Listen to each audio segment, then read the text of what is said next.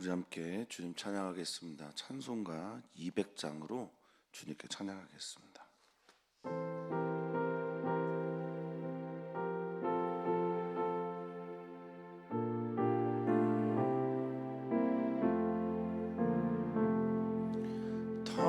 달고 묘한 그 말씀, 생명의 말씀은 귀한 그 말씀 진실로 생명의 말씀이 나의 길과 밝히 보여주님, 아름답고 귀한 말씀 생명샘이로다.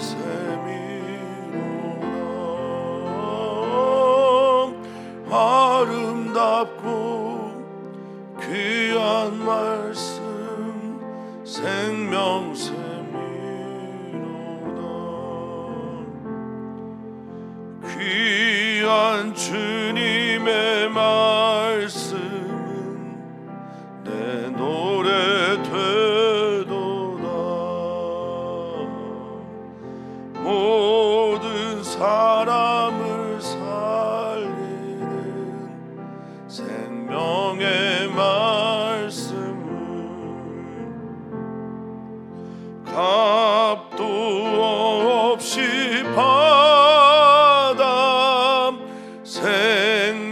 생명길을 가림, 아름답고 귀한 말씀 생명샘이로다.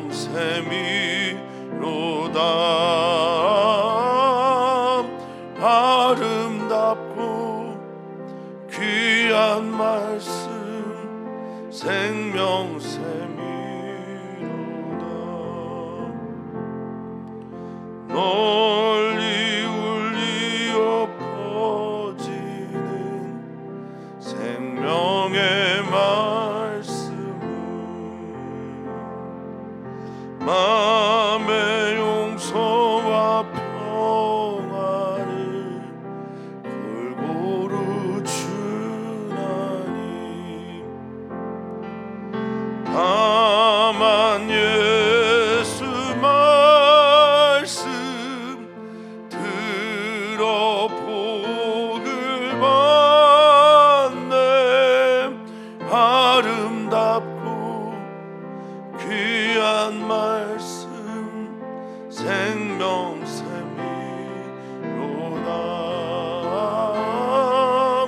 아름답고 귀한 말씀 생명샘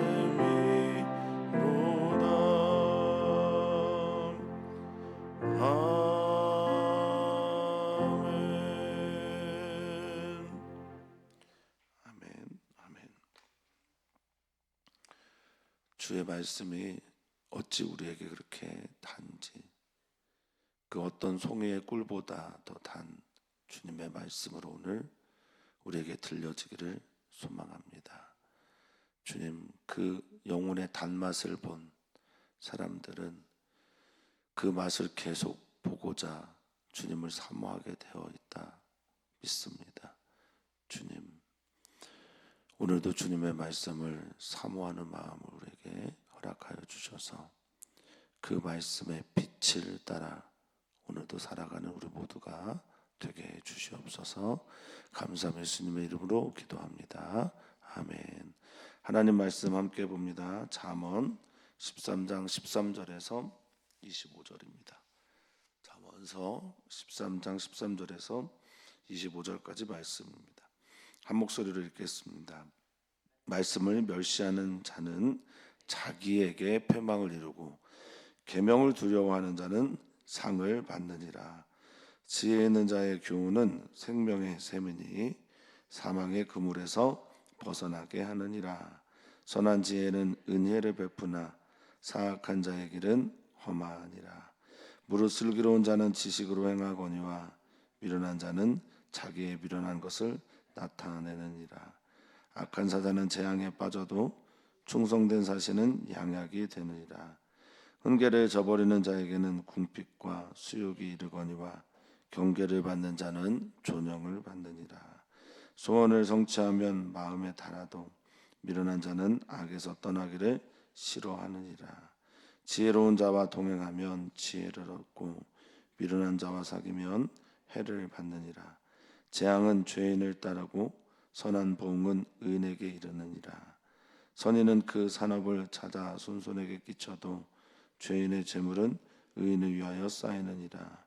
가난한 자는 밭을 경작함으로 양식이 많아지거니와 불의로 말미암아 가산을 탕진하는 자가 있느니라. 매를 아끼는 자는 그의 자식을 미워함이라. 자식을 사랑하는 자는 근실이 징계하느니라. 의인은 포식하여도 악인의 배는 줄이느니라. 아멘. 아멘. 하나님을 믿으십니까? 네, 하나님을 믿으신다면 하나님의 말씀을 믿는 겁니다. 우리가 누군가와 또 관계를 맺으면서 그 사람과 신뢰의 관계를 쌓아나가게 되는 것은 그분의 말이 믿음직스럽기 때문에 더욱더 신뢰하게 되는 겁니다. 하나님은 우리가 믿을 만한 대상이 됩니다. 그리고 그분의 말씀은 신뢰할 만합니다. 그 신뢰할 만한 하나님의 말씀 앞에서 어떤 태도를 취하는가가 지혜다라고 말을 하고 있습니다. 우리는 모두 다 말이 없어, 진실한 말이 없어 그 말의 길이 어디를 향하는지 잘 모르는 시대를 살고 있습니다. 그럴 때 영원한 진리가 되시는 하나님의 말씀으로 자신의 갈망의 샘, 영혼의 샘을 가득 채워나가시는 은혜가 있기를 축복합니다.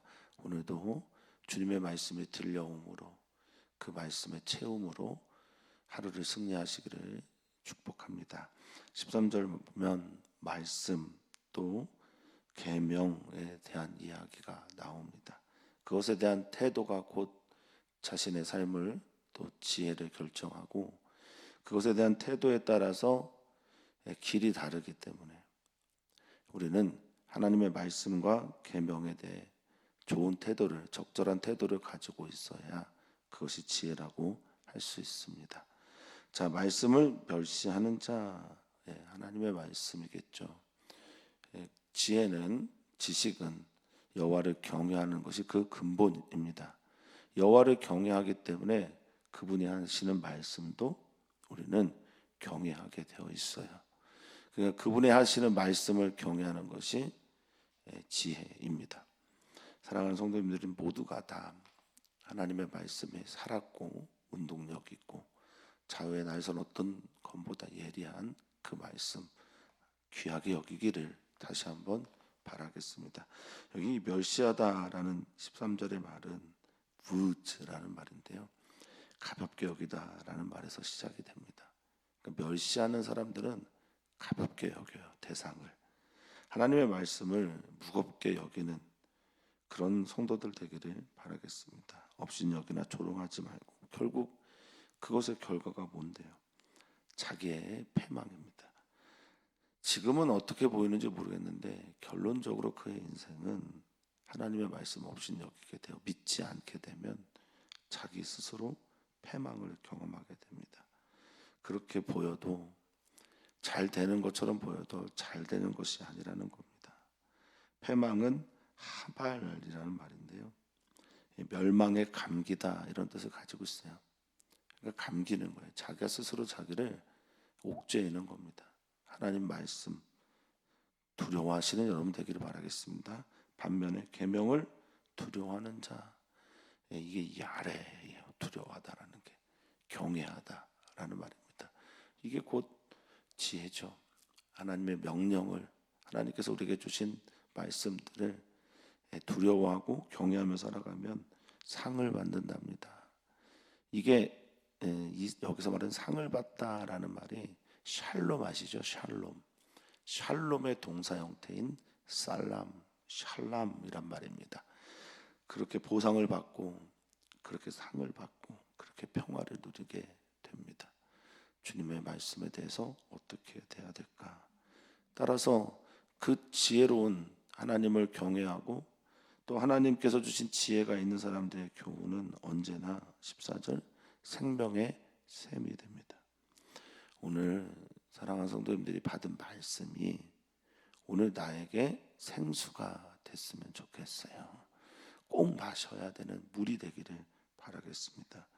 잠언 10장 11장부터 22장까지는 이렇게 스토리가 아니라 이렇게 문장 이렇게 들려오거든요. 그래서 스토리를 연결하기는 좀 어려운 부분들이 있지만 오늘 우리에게 주시는 하나의 문장이 하나의 구절이 이거다라고 하는 삶을 바꾸는 조금씩 바꿔나가는 지혜로운 말씀이 되어 우리를 살리는 은혜가 있기를 축복합니다. 여기 이 생명이라고 하는 이 모든 것들은 하나님으로부터 비롯된 것이잖아요. 그러니까 하나님으로부터 비롯된 물을 마신다라는 겁니다. 하나님께서 주시는 물, 하나님께서 주시는 우리에게 베풀어 주시는 모든 종류의 생수가 지혜입니다. 그리고 그 지혜를 따라 살아가는 우리들 되기를 바라겠습니다. 또한 지혜 있는 자가 가지고 있는 교훈, 또 그들의 말, 또 혹은 내가 가지고 있는 그 교훈들은 사망의 그물에서 벗어나게 된다라고 말하고 있습니다. 살리는 말이 된다는 거죠.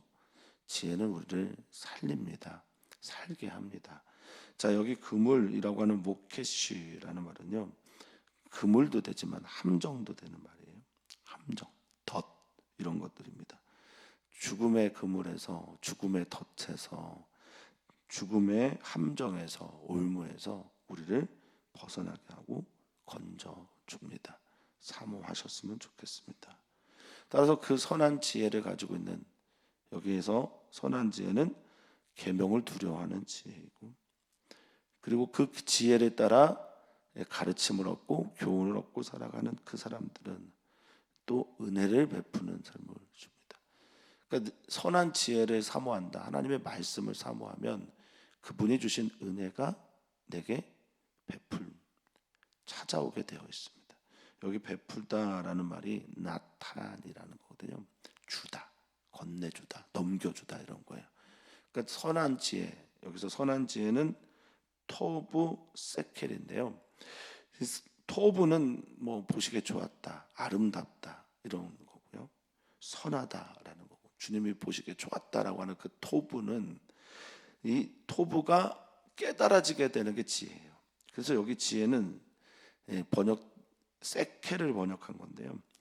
깨달음, 그리고 행복, 그리고 총명함, 슬기로움 이런 것들인데 해석인 겁니다. 그러니까 지혜로운 그 말씀 앞에서 선하게 그것들을 깨달은 사람들은 은혜가 찾아오게 되어 있다라는 거예요. 근데 지혜를 멸시하고 하나님을 멸시하고 계명을 멸시하는 사람들의 길은 어떻다고 말하고 있습니까? 험하다라고 말합니다. 평탄한 것처럼 보이지만 사악한 자들의 길은 험하다라고 말하고 있어요. 이 험하다라는 말은 에이단이라고 하는 히브리어를 번역한 말인데요. 에이단이란 말에 뭐가 있냐면 무섭다, 힘들다 이런 말들이 있어요. 험하다. 이거 어떻습니까? 사악한 자의 길은 결국 어렵고 무섭고 험한 길을 가게 되어 있다라는 겁니다. 16절입니다. 무릇 슬기로운 자는 지혜로운 사람들이죠. 신중하고 또 하나님의 말씀을 깨달은 사람들이죠. 그 지식으로 살거니와 미련한 자는 자기의 미련한 것을 계속 드러내고 있습니다. 그 미련한 자들은 하나님의 말씀을 우수히 여기는 사람들입니다. 미련한 자는 하나님을 경외하지 않는 사람들입니다. 미련한 사람들은 미련한 것들을 사모하기 때문에 결국 미련한 것들이 나타나게 되어 있습니다. 미련한 자가 나타내는 이 미련한 것, 이 벨레트라는 말인데요. 이 벨레트라는 말은 어리석음, 우매함 그런 것도 있지만 여기에 뭐가 있냐면 불경건, 그래서 우상숭배까지. 결국 미련한 사람들은 자신의 미련한 것을 나타내는데 그 미련한 게 뭐냐면 자기가 숭배하는 그것이라는 거예요. 돈을 숭배하는 사람들은 미련한 자인데 결국 돈을 숭배하는 그것을 나타난다. 자기가 믿고 자기가 숭배하고 자기가 따라가고 있는 그것을 나타내게 되어 있다라는 겁니다. 우리는 성경에서 좁은 문 넓은 문의 비유를 잘 알고 있습니다. 넓은 문, 사람들 많이 찾고 들어가는 이도 많고 인기도 많은 문인데 그 결과는 어떻습니까? 멸망과 사망이잖아요. 결국 나타나게 되어 있습니다. 지금 그렇게 보이지 않아도 종국에는 그렇게 드러나게 되어 있습니다. 악한 사자는 재앙에 빠져도 충성된 사신은 양약이 된다라고 할 때 이 사자와 사신은 둘 다 같은 말이죠. 심부름꾼이고 그리고 주님의 말씀을 전하는 자들이고요. 그리고 주인의 말에 따라 그것을 증거하는 사신, 사자 뭐 이런 말들이 같은 다른 단어를 쓰고는 있으나 같은 의미일 겁니다. 근데 악하고 충성된 이건 무슨 의미를 가지고 있을까 생각해 보면요. 악한 자는 라샤라는 말인데요. 계속해서 재앙에, 계속해서 반역에, 계속해서 하나님의 뜻을 거절하는 이것이 이제 라샤입니다. 충성되다라는 말은 어제도 나왔지만 에무나입니다. 아멘이 되는 사람들이죠. 신뢰하고 신실하고 하나님의 말씀을 잘 지키려고 하는 사람들, 진리를 따라 살아가려고 하는 사람들 그렇습니다. 사람들은요 다 사신과 사자들입니다. 그 사람들의 이 삶은 다 사신과 사자예요. 뭐 자기가 부모가 되면 결국 전달하는 전달자가 되고 또 하나님으로부터 받은 생명이 있고 하나님으로부터 달란트가 있고 하나님께서 주신 무언가가 있기 때문에 사람들은 다 사신 아니면 사자 이렇게 살아가게 되어 있습니다. 그런데 그가 악하느냐 충성되느냐에 따라서 그 결과가 다르다라는 겁니다. 충성된 사자는 어떤 사자일까요? 하나님의 말씀을 잘 받고 듣고 하나님의 말씀을 있는 그대로 잘 전달하는 사람들은 그에게 나오는 말들은 양약이 됩니다. 고치는 약이 되는 거죠. 이 마르페라는 양약이 어디서 나왔냐? 라파에서 나온 거죠. 치료, 치료자, 의사. 여호와 라파 할 때 그 말이 여기서 나옵니다. 그러니까 주님으로부터 나오는 말씀을 잘 전달하는 그 사람에게는 선한 약이 찾아오게 돼 있어요. 그런데 악한 사자, 주님의 말씀을 거절하는 사람들은 항상 뭐가 나옵니까? 재앙, 라라고 하는 건데 악, 재앙, 심판 이런 것들이 따르게 되어 있습니다. 사랑하는 성도님들은 어떤 삶을 살겠습니까? 18절에 훈계를 저버리는 자로 살겠습니까? 아니면 경계를 그 선한 충성된 사자가 전한 그 말을 믿는 경계를 받는 자가 되겠습니까? 결과가 다르잖아요. 그러니까 하나님께서 전해주는 말씀 앞에서 저버리는 자가 아니라 그 경계를 지키는 자, 받는 자가 되기를 바라겠습니다. 여기 하나님의 훈계를 저버린다라는 말은요, 저버리다라는 말, 파라라는 말인데요. 하나님이 말씀하세요. 훈계, 뭐 교훈도 주고 가르침도 주고 꾸지람도 주고 말씀을 주시는데 그것을 저버리다라는 이 파라라는 히브리어는요, 흩어버리다라는 거예요. 예수님 말씀하신 것처럼 길가에 뿌려진 씨앗 같은 그런 거죠. 그러니까 길가에 뿌려진 건 바로 새들이 와서 잡아먹잖아요. 그러니까 듣자마자 그냥 흘려버리는 사람입니다. 풀어놓고 멸시하고 발가벗겨서 그냥 밀어내는 거예요. 그런 사람들의 결과는 어떻습니까? 말씀을 흩어버리고 밀어냈기 때문에 그 결과물이 그대로 말씀에 대한 태도가 말씀에 대한 결과가 되는 거예요. 궁핍과 수욕, 수치가, 창피가 따르게 됩니다.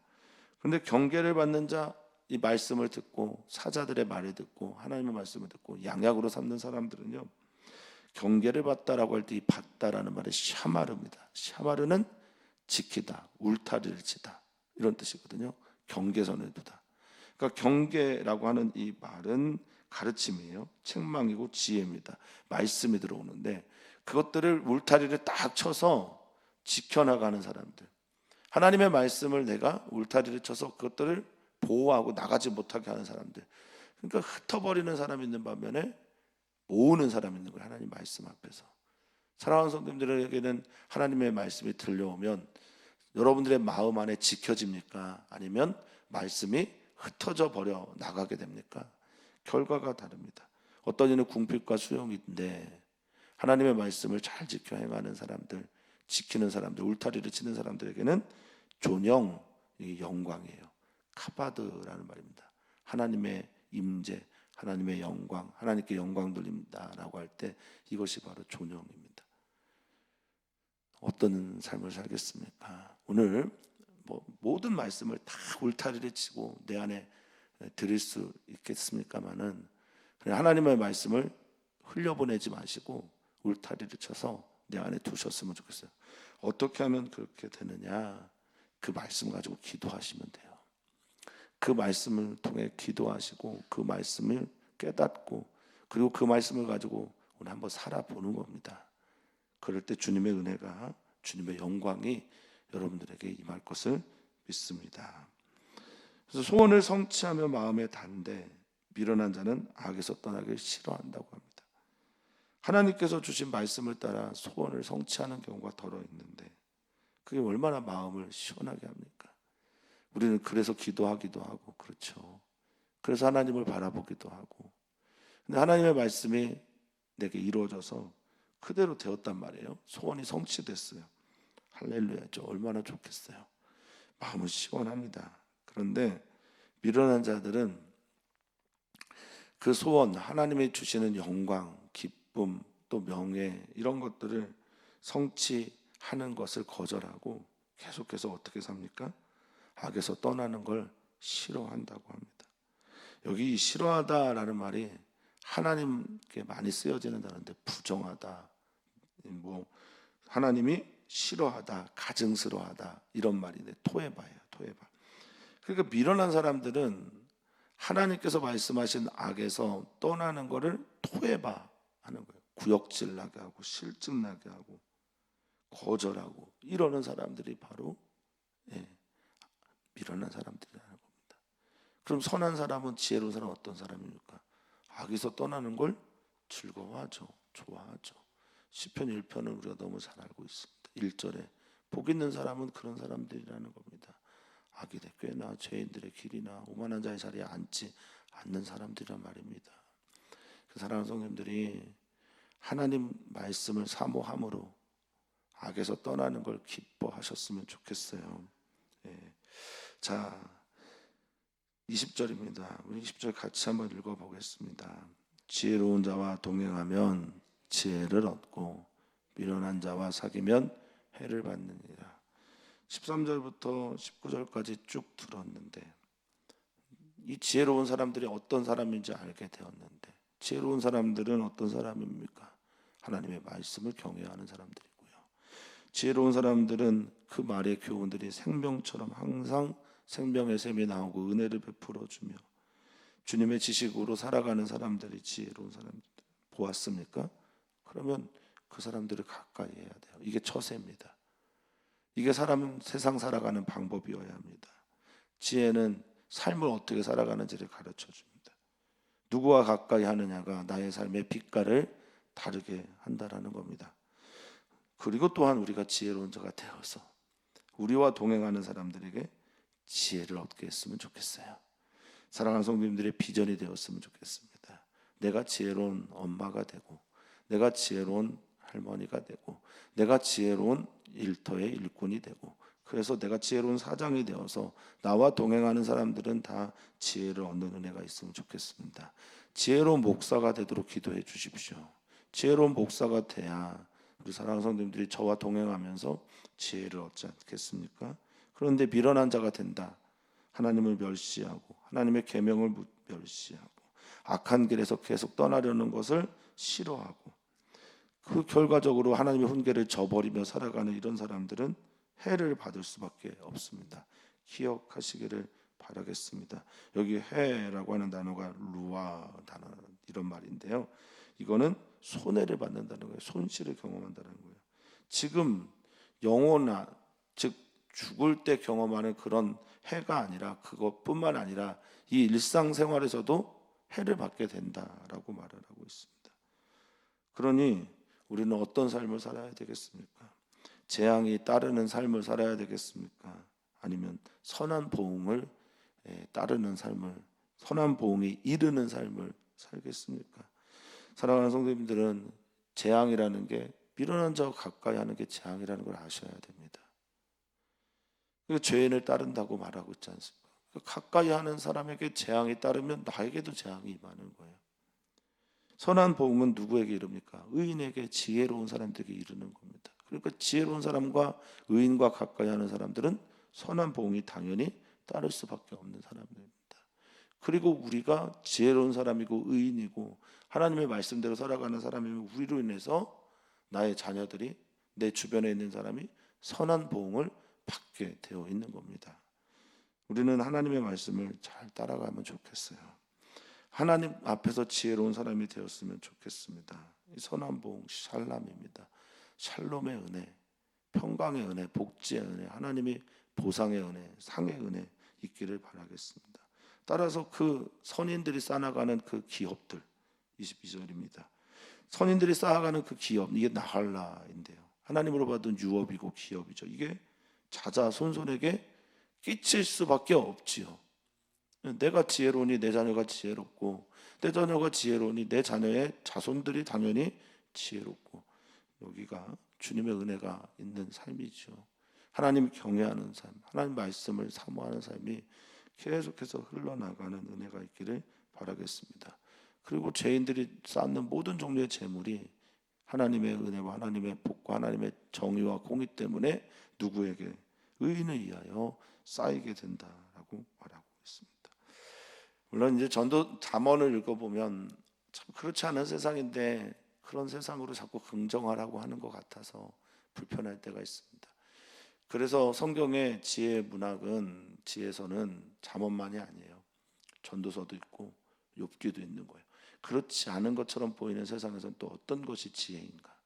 그렇지 않은 세상에서 어떻게 살아가는 것이 참다운 지혜로운 삶인가를 같이 묻는 겁니다. 그런데 잠언은 기본적으로 하나님 나라 백성들이 하나님의 말씀을 어떻게 대하느냐에 대한 태도, 이것을 계속 말씀하는 것이기 때문에 그런 것이다 라고 선언하는, 이것이 진리다 라고 선언하는 그 말씀들 앞에 우리는 설 필요가 있다라는 거지요. 자, 23절입니다. 가난한 자는 밭을 경작함으로 양식이 많아지거니와 불의로 말미암아 가산을 탕지하는 자가 있다라고 말합니다. 가난한 자, 이게 좀 그래요. 가난한 자, 루시라는 말인데요.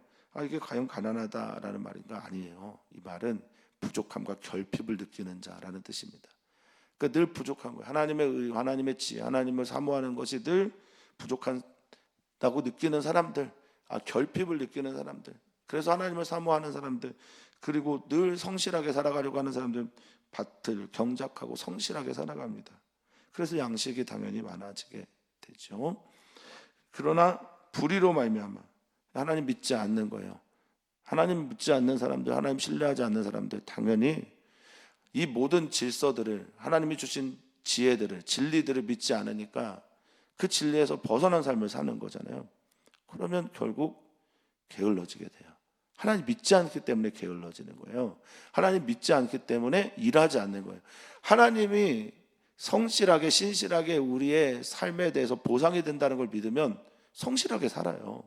신실하게 삽니다. 그런데 그게 믿어지지 않으면 어떻게 됩니까? 게을러지게 되죠. 손을 놓게 됩니다. 그러면 가산에 탕진할 수밖에 없게 되겠죠. 24절입니다.